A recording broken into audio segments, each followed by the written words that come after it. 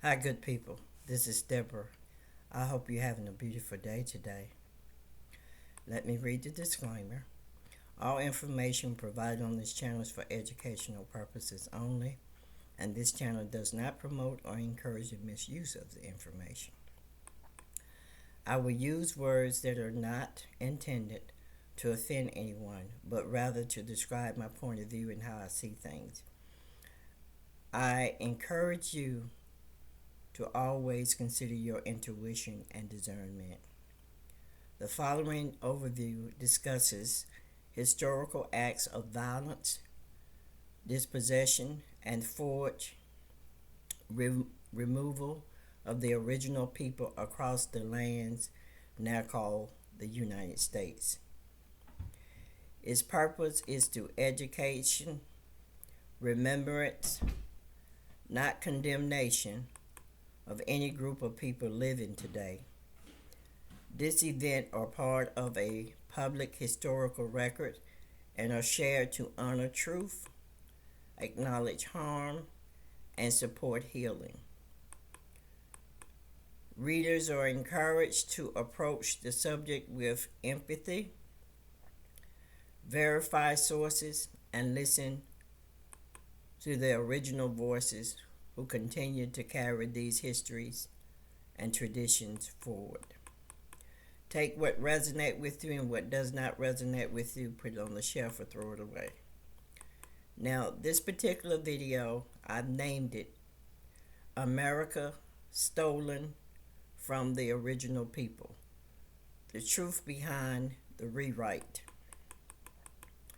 The truth behind holidays like Thanksgiving, Labor Day, 4th of July, and Veterans Day, as well as the Pledge of Allegiance to the flag, is a binding spell and taught in school through the flag.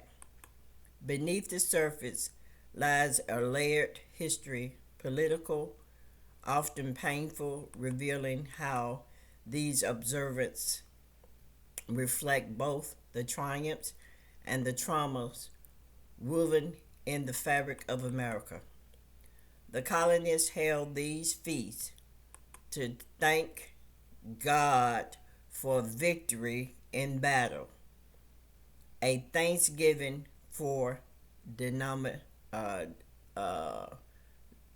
domination. Why it matters now. The word turkey carries far more distortion than people realize. It wasn't originally the bird's name at all. It was part of a colonial misnaming pattern that also mirrored how the original people of the land were renamed, reclassified, and symbolically turned into something to be consumed. Women as political spiritual leaders. The matriarchal ruled this American landmass. Examples included clan mothers, elder counselors, female peacemakers who nominated or could depose chiefs, managed land and resources, and held ritual authority. The colonial disruption.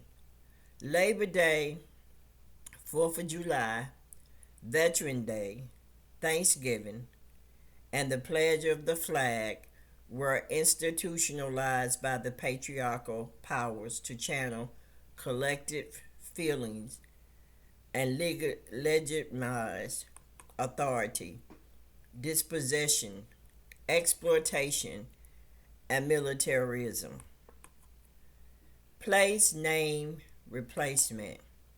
Original people names were overridden with European names to claim ownership and erase original meanings. Example patterns included sacred sites, rivers, mountains, towns often named after settlers, or classical royal figures like the nobilities from other locations. People laboring the reclassification. The original people were relabeled to fit colonial legal categories like Indian, the word Indian, savage, ward, W-A-R-D, tribe, T-R-I-B-E, or heathen, which justified control, removal, and conversion. Legal redefinition of the land. Communal stewardship systems were recorded as unknown or waste, unless fenced as private property, enabling seizure under new laws. Do you own your land or are you renting it? Censors, racial categories, rigid classification like race, citizenship, status, enslaved versus free, were created to divide and manage populations and to deny rights to whole groups. Cultural renaming, language, spiritual roles, kinship terms were replaced and suppressed through missionary schooling, forced assimilation, boarding school, Christian renaming.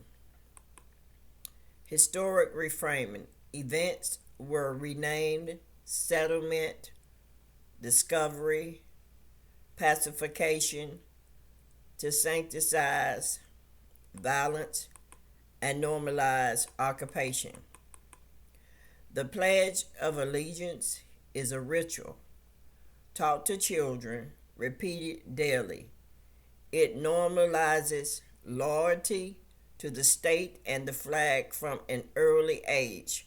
For many, that pledge subtly reinforced the idea that ownership, authority, and identity flow from the nation state rather than the land or community. Each patriotic song, holiday, pledge serves as a binding spell designed to keep people asleep in allegiances to a system built on the blood of original people, the distortion of the divine feminine order, the illusion of freedom masking subjugation. When one sings the anthem and pledge allegiance without awareness, they are energetically affirming the continuation of that dominance or dominion. Europe settlers imposed patriarchal property laws, male-centric government, and missionary schools that undermine women's authority and replaced communal land practice with private property and direct assault on matriarchal society order. You didn't know that. So what they were doing in America, this was set as a matriarchal society. That's why they were easily able to take over. Now, when viewed esoterically and politically, there truly was no complete separation between Britain and the U.S., as they said. Instead, what took place was a reconstructing of rulership, a changing of garments, not the liberation the people were told it was. The so-called America Revolution did not sever the British Crown control. It shifted it into covert corporate form. The Crown remained behind the curtain through banking system, maritime law, and charter. The United States became a corporate extension of the same empire disguised as independent. The flag and anthem then became symbols of continued allegiance, not to freedom, but to the very empire that claimed to have been overthrown. Britain never ceased to rule. It simply changed its throne from monarchy to commerce, installing political figures to mask the spiritual hierarchy of dominance. These holidays, such as Thanksgiving, Labor Day, the 4th of July, Veteran Day, celebrate events with complex historical legacies. These occasional are deeply intertwined with the narratives of colonialization and regretfully the massacres that accompanied it. They embody a complex mix of document events, networking among influential figures, and sometimes unsettling conspiracies that have facilitated the extraction of land and resources from the original people and marginalized communities. By engaging in these celebrations, people are inadvertently giving tacit approval to the system that have orchestrated these injustices. People are contributing energy to rituals that uphold a narrative of dominance and entitlement, allowing those who benefited from historical exploitation to maintain their grip on land, resources, and even the narratives of history itself. It is essential for people as society to open their eye to these truths. Acknowledging the past is not just an act of remembrance, it is a vital step toward understanding the present and working toward a more equitable future. Let us reflect on these holidays with a critical perspective, recognizing their full significance and the responsibilities that accompany them. From the 1600s to the 19th century, colonists and later the government used war, forced removal, broken treaties, and settlers' violence to seize the original people, land, and resources. Violence ranged from pitched battles to massacre of the whole villages. Here's a deep factual of the historical look at what's beneath the surface, both politically and spiritually. Colonization of America. The myth of a propaganda. By the 1800s, the story was rewritten to serve national unity and moral identity. During the American Civil War, 1863, Abraham Lincoln declared Thanksgiving as a national holiday to unite the fractured nation, not to honor the original people. The original people are those that was here originally, and they were brown-skinned people. Okay? Textbooks and paintings like those showing pilgrims and friendly Indians were used to mark mass genocides with harmony, shaping the American identity around innocent and divine destiny. The idea of manifest this destiny. Now, the places that they massacred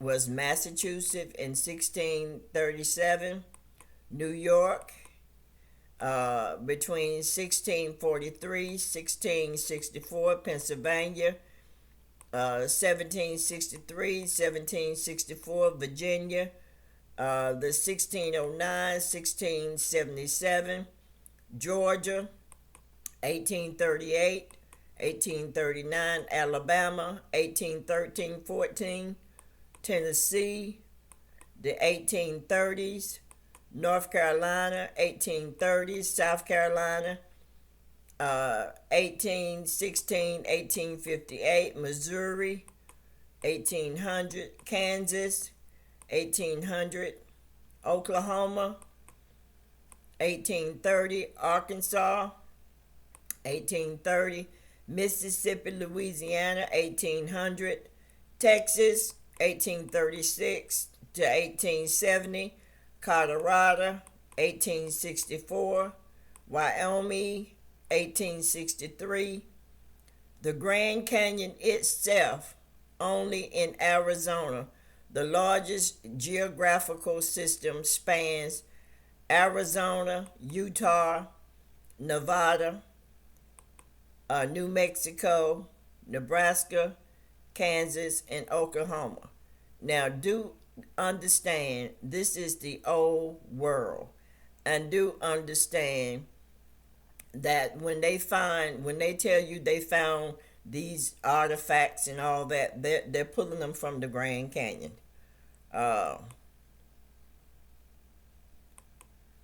So the Indian Wars campaign many mascots throughout the 1850-90.